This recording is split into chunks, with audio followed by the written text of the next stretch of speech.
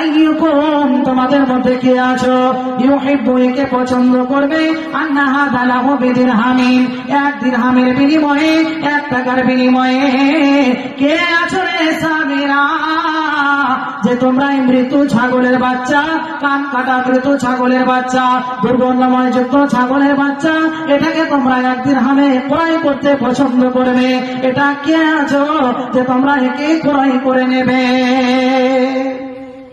আল্লাহর নবীজি বলছেন সাহাবীরা তোমাদের মধ্যে কেউ আছো যে মৃত ছাগলের বাচ্চাটাকে 1 দিরহামের বিনিময়ে 1 টাকার বিনিময়ে তোমরা ক্রয় করবে এটা কি কেউ পছন্দ করো জি কেউ পছন্দ করবে মৃত্যু হয়ে গিয়েছে দুর্গন্ধ বের হচ্ছে ওটা আমরা কেউ পছন্দ করব না আল্লাহর নবীর সাহাবীরা তিনারাও এমনই উত্তর দিয়েছিলেন ফাকালু মা নুহিব্বু আন্নাহু লানা বিশাইইন ও আল্লাহর নবী গো আমরা এটা কেউ নিতে চাই না এটা আমরা কেউ নিতে চাই না এটা আমরা কেউ পছন্দ করি না নবী গো তা নিয়ে কি হবে এ তো মৃত্যু হয়ে গিয়েছে দুর্গন্ধ বের হচ্ছে কান কাটা এটা দিয়ে আবার কি হবে এ দিয়ে কি লাভ হবে উপকার হবে নবী গো আমরা কেউ নিতে পছন্দ করি না কেউ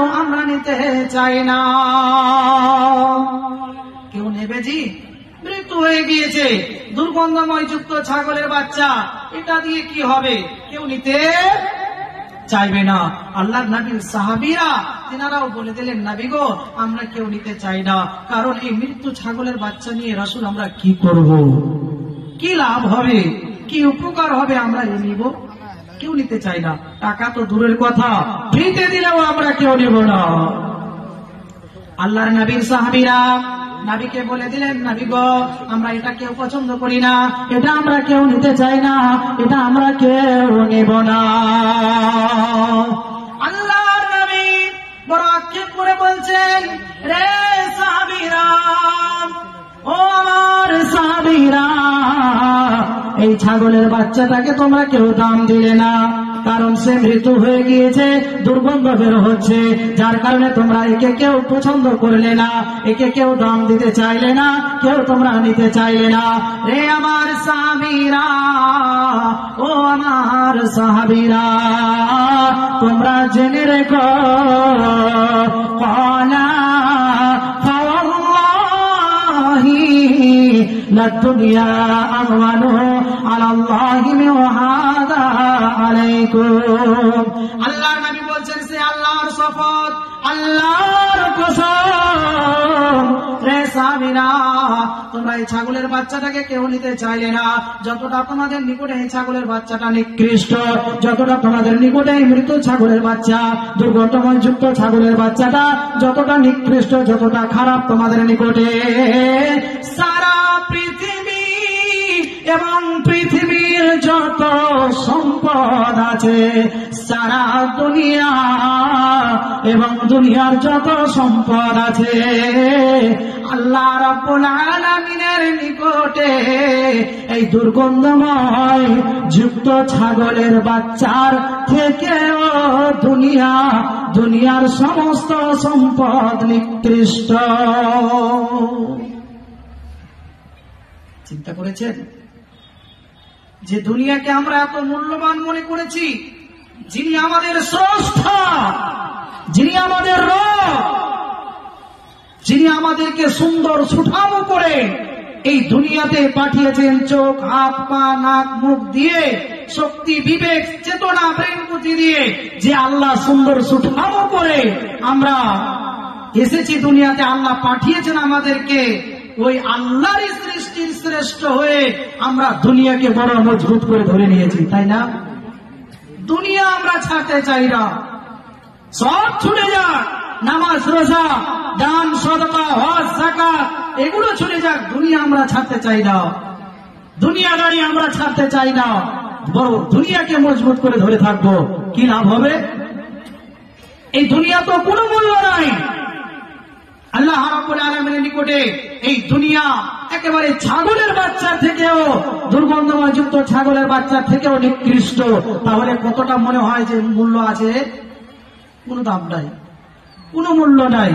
অথচ আজ আমরা মূল্যহীন পৃথিবীকে কি করে বড় মজবুত ভাবে ধরে নিয়েছি আমরা আজীব মানুষ। জি, এই দুনিয়াদারি আপনাকে আমাকে অন্তর থেকে কাটাতে হবে। যে দুনিয়াকে বড় মজবুত ভাবে আঁকড়ে ধরে নিয়েছি, এই দুনিয়া আপনাকে ধোঁকা দিচ্ছে। আর এই ধোঁকার দুনিয়াতে এসে আমরা আল্লাহ আল্লাহ রসুলকে ভুলে গিয়েছি। পরকাল পরজীবন, জান্নাত জাহান্নাম, ফুলসিরাত, কিয়ামত সব কিছু আমরা যেন ভুলে গিয়েছি, মনে কিছু রাখি নাই। আজ দুনিয়া দুনিয়া দুনিয়া নিয়ে ব্যস্ত আমরা। আখিরাতের মনোযোগী হন। আখিরাতকে নিয়ে চিন্তা ভাবনা করবেন। বলবেন লাভ কি আছে? বলবেন যে আমি আখিরাতকে, পরজীবনকে আমি মাথায় রাখবো, চিন্তা ভাবনা করব, তো এতে লাভ কি আছে? জি, এতে লাভ আপনার অনেক আছে। শুনুন, আল্লাহ রাব্বুল আলামিন সূরা হাসরের শেষ রুকুর প্রথম নম্বর আয়াতে আল্লাহ রাব্বুল আলামিন তিনি জানাচ্ছেন যে আজ আমরা যেসব কারণে দুনিয়াতে বেশি পাপগুলো হয়ে যায়, যেই সব জিনিসের অভাবের কারণে, সেই সবগুলো আমি বর্ণনা করছি। শুনুন, আল্লাহ রাব্বুল আলামিন বলেন, ইয়া আইয়ুহাল্লাযীনা আমানুত্তাকুল্লাহ ওয়াল তানজুর নাফসুম মা কদ্দামাত লিগাদ। আল্লাহ রাব্বুল আলামিন এখানে ঈমানদারদেরকে বলছেন, রে ঈমানদারেরা, যারা তোমরা আমাকে আল্লাহ বলে বিশ্বাস করে নিয়েছো, যারা তোমরা আমাকে এক ওয়াহদাহু লা শারীক বলে মেনে নিয়েছো, আমাকে রব বলে মেনে নিয়েছো, রে ঈমানদারেরা, তোমরা তোমাদের অন্তরে আল্লাহর ভয় নিয়েছো, তাকওয়া পরহেজগারিতা অন্তরে নিয়েছো। জি, বলবেন যে আল্লাহর ভয় তাকওয়া অন্তরে এনে কি হবে? প্রশ্ন জাগবে না যে আমি আল্লাহর ভয়, তাকওয়া, পরহেজগারিতা এটা অন্তরে এনে আমার কি হবে, কি লাভ? জি বন্ধুরে আমার, লাভ আপনার এতটাই হবে, আপনার আমার আজ ব্রেক ফেলের মতো গুনাহগুলো ঘটে যাচ্ছে। ব্রেক ফেল, যদি গাড়ি সাইকেলের ব্রেক ফেল থাকে তাহলে অ্যাক্সিডেন্ট হওয়াটাই কি বলেন তো সম্ভব, বেশিরভাগই সম্ভব যে ওই ব্রেক ফেল গাড়িতে অ্যাক্সিডেন্ট হবে। যে হবে না? হবে। তো সেই রকমই যদি আল্লাহর ভয় অন্তরে না থাকে, তাকওয়া পরহেজগারিতা এটা যদি অন্তরে আমরা না রাখি, তাহলে আমাদের দ্বারা গুনাহ হয়ে যাওয়া, পাপ হয়ে যাওয়া এটা স্বাভাবিক গুনাহ হবে। বন্ধুরে আমার, যার কারণে আল্লাহ রাব্বুল আলামিন ঈমানদারদেরকে সতর্ক করে দিলেন, রে ঈমানদারেরা, তোমরা তোমাদের অন্তরে আল্লাহর ভয়, তাকওয়া, পরহেজগারিতা এটা তোমরা অন্তরে নিয়ে এসো। যখনই তোমরা আল্লাহর ভয় অন্তরে নিয়ে আসতে পারবে, তাকওয়া পরহেজগারিতা যখনই তোমরা অন্তরে নিয়ে আসতে পারবে, তোমাদের দ্বারাই কোনো অন্যায় হবে না, তোমাদের দ্বারাই ভুল হবে না, গুনাহগুলো হবে না। কারণ তুমি যখনই গুনার সিচুয়েশনে পৌঁছে যাবে, গুনার পরিস্থিতিতে গিয়ে যখনই তুমি পৌঁছে যাবে, সে সময় তোমাকে বাধা দেবে, সেটা হলো আল্লাহর ভয়। আল্লাহর ভয়, তাকওয়া, পরহেজগারিতা এটা তোমাকে ব্রেক করবে, এটা তোমাকে রুখে দাঁড়াবে, তোমাকে দাঁড় করিয়ে দেবে যে না না না, এটা গুনাহ করা যাবে না। মনে করুন যে আপনাদের ওই রোড থেকে ছেড়ে এলাম, সেটা কদমতলী না কি গ্রাম? জি, কদমতলী। ওই কদমতলীতে কোন এক গানের যাত্রা এসেছে, বিভিন্ন জায়গার মেয়েরা এসেছে, ডান্স করবে, তারা আনন্দ করবে, ডান্স চালাবে, তো মানুষ যাবে? জি যাবে। কথা বলুন, কি ব্যাপার আপনারা আমার ভাষাগুলো বুঝতে পারছেন না? পারছেন তো? তো ওই জায়গায় গানের যাত্রা এসেছে, ডান্স করবে বা বিভিন্ন ধরনের নাচ গান হবে, সেখানে মানুষ যাবে, হাজার হাজার নারী পুরুষ সেখানে পৌঁছে যাবে।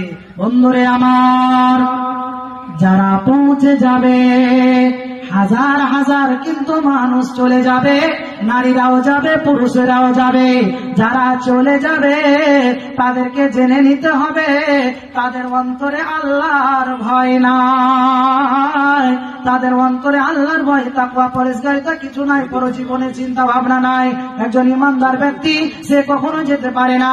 ইমানদার ব্যক্তি, আল্লাহওয়ালা ব্যক্তি, যাদের অন্তরে আল্লাহর ভয় থাকবে, তাকওয়া থাকবে, এই সমস্ত মানুষেরা যেতে পারে না। তারা যাবে না, যাবে না, যাবে না। কেন যাবে না?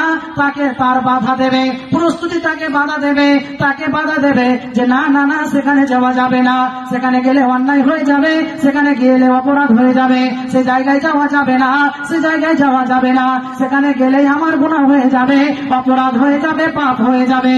যার কারণে ওই ইমানদার ছাড়া বাকি মানুষ সবাই চলে যাবে।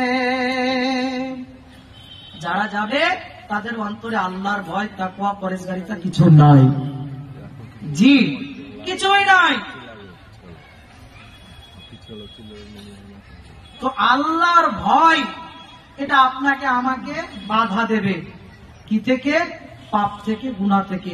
যখনই গুনার সিচুয়েশনে পৌঁছে যাব সে সময় আপনাকে আমাকে বাধা দেবে, সেটা হলো আল্লাহর ভয়, তাকওয়া। বাধা দেবে, রুখে দাঁড়াবে, ব্রেকের কাজ করবে।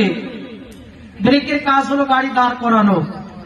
জি, গাড়িকে স্লো করে দেওয়া, না অ্যাক্সিডেন্ট করে দেওয়া, নিজ ইচ্ছা মনে, মানে ছাগলের বাচ্চার গায়ে চাপিয়ে দেওয়া বা মানুষের গায়ে চাপিয়ে দেয়, চাপাই, যতক্ষণ সে চেষ্টা করে যে ব্রেক করে গাড়িটা যেন দাঁড়িয়ে যায়, সেরকমই ইমানদারদেরকে বাধা দেবে, ব্রেক করবে, সেটা হলো আল্লাহর ভয়, তাকওয়া, পরহেজগারিতা। বন্ধুরে আমার, আবার অনেক মানুষের ভিতরে প্রশ্ন থেকে যাবে যে মাওলানা, আমি তো আল্লাহর ভয় অন্তরে রাখি, আমি তো তাকওয়া, পরহেজগারিতা অন্তরে নিয়ে আসি, এরপরেও আমার কেন অন্যায় হয়ে যায়? আমি তো আল্লাহর ভয়, তাকওয়া, পরহেজগারিতা এটা অন্তরে আছে আমার, এরপরে যে আমার অপরাধ হয়, হয় না? এরকম প্রশ্ন নাই? জি, এমনটা প্রশ্ন জেগে যায় যে আমি তো আল্লাহর ভয় অন্তরে আছে, তাকওয়া, পরহেজগারিতা অন্তরে আছে, এরপরেও আমার দ্বারা যে গুনাহ হয়ে যায়, তাহলে আমার জন্য ফায়সালা কি? আল্লাহ রাব্বুল আলামিন সূরা আল ইমরানের 135 নম্বর আয়াতে তিনি জানিয়ে দিয়েছেন,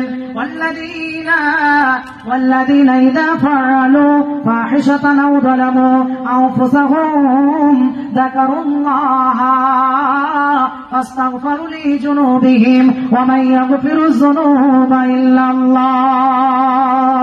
আল্লাহ রাব্বুল আলামিন বলছেন, আমার ইমানদার বান্দা বান্দীরা যখন তাদের দ্বারাই কোনো ফায়সা কাজ ঘটে যায়, যখন তাদের দ্বারাই কোনো অন্যায়মূলক কাজ ঘটে যায়, তাদের দ্বারাই কোনো অপরাধমূলক কাজ ঘটে যায়, আর যখনই তারা জানতে পেরে যাবে যে আমাদের দ্বারাই কোনো অন্যায় হয়ে গেল, আমাদের অজান্তে শয়তানের চক্রান্তে পড়ে, শয়তানের ওয়াসওয়াসায় পড়ে যখনই জানতে পেরে যাবে যেটা আমার অন্যায় হয়ে গিয়েছে, আমার অপরাধ হয়ে গিয়েছে, তারা সঙ্গে সঙ্গে যাকারুল্লাহ, তারা আল্লাহকে স্মরণ করবে, তারা আল্লাহকে স্মরণ করবে, ফাস্তাগফিরু লিযুনুবিহিম, এবং নিজের কৃত গুনার জন্য তারা আল্লাহ দরবারে ক্ষমা প্রার্থনা করে নেবে যে আল্লাহ, আমার অজান্তে, আমি জানি না, রব্বুল আলামিন শয়তানের ওয়াসওয়াসায় পড়ে, শয়তানের চক্রান্তে পড়ে আমার দ্বারা অন্যায় হয়ে গেল, আমার দ্বারাই গুনাহ হয়ে গিয়েছে, রব্বুল আলামিন তুমি ক্ষমা করে দাও। আল্লাহ রব্বুল আলামিন তাদের ক্ষমা করে দেবেন, আর তারা ওই গুনার জন্য বাড়াবাড়ি করবে না।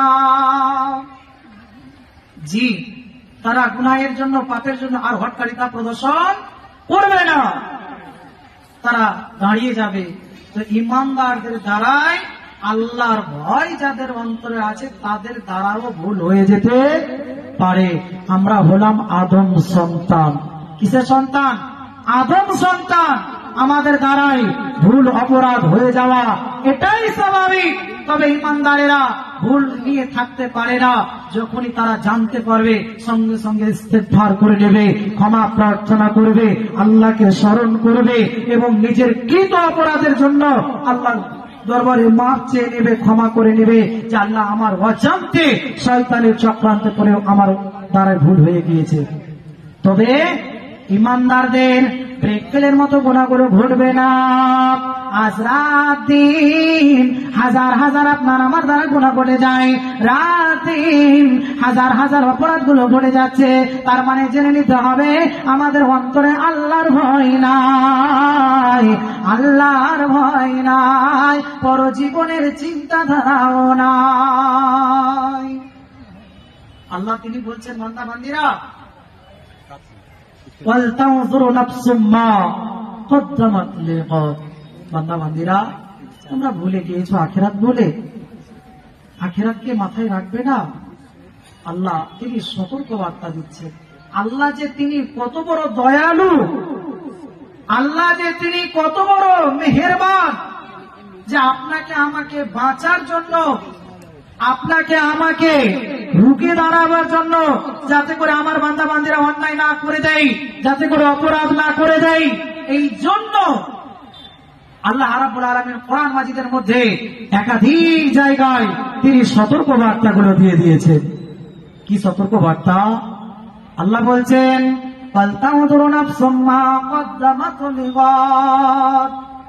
আল্লাহ রাব্বুল আলামিন বলছেন, রে বান্দারা, ও আমার বান্দিরা, তোমাদের ব্রেনকে চিন্তিত রাখবে, তোমাদের ব্রেনকে টেনশনে রাখবে আখিরাতের জন্য, আগামীকালের জন্য, যে আমি আগামীকালের জন্য, পরজীবনের জন্য কি পুঁজি সম্বল নেকি পাঠালাম, কতগুলো আমি পুঁজি পাঠালাম, কতগুলো আমি নেকি পাঠালাম, এই নিয়ে তার ব্রেন চিন্তিত থাকবে। আছে চিন্তা ভাবনা? জি, এই চিন্তা ভাবনা আপনার আমার কারো নয়। আজ একটা মানুষ আমরা বলতে পারবো না যে মওলানা আজ ফজর থেকে নিয়ে, যে সময় ফজর হয়েছে সেই সময় থেকে নিয়ে এখন 9:45 বেজে গেল, এই রাত পর্যন্ত আমি আমার ব্রেনকে চিন্তা ভাবনায় রেখেছিলাম, আমার ব্রেনকে আমি টেনশনে রেখেছিলাম যে আগামীকালের জন্য, পরজীবনের জন্য আমি কি পুঁজি পাঠালাম, কতগুলো সম্বল পাঠালাম, এই নিয়ে আমি আমার ব্রেনকে চিন্তা ভাবনায় রেখেছিলাম। একটা মানুষ আছে? কেউ আমরা কেউ নাই। কেউ বলতে পারবো না যে আমরা এমন চিন্তা ভাবনা রেখেছিলাম। অথচ আল্লাহ রাব্বুল আলামিন বলছেন, বান্দারা, ও আমার বান্দিরা, তোমরা তোমাদের ব্রেনকে চিন্তিত রাখবে, তোমাদের ব্রেনকে চিন্তা ভাবনায় রাখবে যে আগামীকালের জন্য, পরজীবনের জন্য কি পুঁজি সম্বল পাঠালে, কতগুলো তুমি নেকি পাঠালে, এই নিয়ে তোমার ব্রেনকে ব্যস্ত রাখবে। এটা ব্যস্ত আমরা রাখতে পারি না। কোনটা ব্যস্ত রাখি? যে কত টাকা রোজগার করলাম, আজ কত টাকা ইনকাম হলো, কালকে কত টাকা ইনকাম হয়েছিল, আগামীকাল কত টাকা ইনকাম করব, এই নিয়ে আমরা ব্যস্ত। কিন্তু দুনিয়ার মানুষ আমরা এটা চিন্তা ভাবনা করি না যে আগামীকালের জন্য আমরা কি পুঁজি তৈরি করলাম, আগামীকালের জন্য কতগুলো সম্বল নেকি আমরা আগাম পাঠালাম, এই নিয়ে কেউ চিন্তা ভাবনা করি না। কিন্তু করতে হবে। এই 50, 60, 70 বৎসরের জীবনটাকে সুখী জীবন বানানোর জন্য কত আমরা চেষ্টা চালাই, কত দৌড়াদৌড়ি, ঝোপঝাপ আমরা কাজকর্ম করে থাকি, বিভিন্ন জায়গায় ছুটাছুটি করে থাকি, দৌড়ঝাপ করতে থাকি না? এই 50, 60, 70 বৎসরের জীবনটাকে সুখী জীবন বানানোর জন্য। কিন্তু ভাই, বাবা, মা, বোন, এটা কি আপনার আমার ব্রেনে চিন্তা ভাবনা আসে না? আপনার আমার বিবেক কি এটা বলে না যে যে জায়গায় চিরকাল চিরস্থায়ী থাকতে হবে তার নাম হলো আখিরাত, তার নাম হলো পরজীবন, সেই জায়গার জন্য কতগুলো পুঁজি, কতগুলো সম্বল, কতগুলো নেকি পাঠালাম, এই নিয়ে আমরা ব্রেনকে চিন্তা ভাবনায় রাখি না। বন্ধুরে আমার, জেনে রাখবেন, পরজীবন পরকাল এমনই ভয়ঙ্কর জায়গা, পরজীবন এমনই ভয়ঙ্কর জায়গা, সেই দিন কেউ কারো উপকারে আসবে না, কেউ কারো সহযোগী হবে না, কেউ কারো মদত করবে না। পরজীবনে আজ আপনি আপনার সন্তানদের জন্য কত বাড়ি গাড়ি, ধন দৌলত, কত কিছু আপনি তৈরি করছেন, রেখে চলে যাচ্ছেন। ওই সন্তানেরা আপনার জন্য বিন্দু পরিমাণে সহযোগিতা করবে? পরজীবনে পরিচয় দেবে না। আপনি মনে করবেন যে আপনার বিবির কাছে গিয়ে নাকি পেয়ে যাব, যে আমার বিবির সাথে পৃথিবীতে সব থেকে বেশি সম্পর্ক ঘটেছিল, সব থেকে কাছের নিকটের লোক হলো আমার বিবি, আমি আমার বিবির কাছে গিয়ে নেকি পেয়ে যাব, ওই বিবি নেকি দিবে? দেবে না। কেউ যদি স্বামী বলে বিবির কাছে যাও, হবে নিরাশ, বলবে আরো একটি নেকি দাও। ছেলে মেয়ের কাছে গেলে, ছেলে মেয়ের কাছে গেলে পিতাই বলবে তারা, তুমি আরো দাও নাকি মোরা সর্বহারা। পিতা মাতার কাছে গেলে অস্বীকার করিবে, নিরুপায়ে অবশেষে তুমি মরিবে। দুষ্ট বন্ধুর কাছে গেলে বলিবে তারাও, তুমি মরবঙ্গ নহি ঘনি দূর হও। ঝর্ণার মতো ঝরবে পানি, ওরে ঝর্ণার মতো ঝরবে পানি।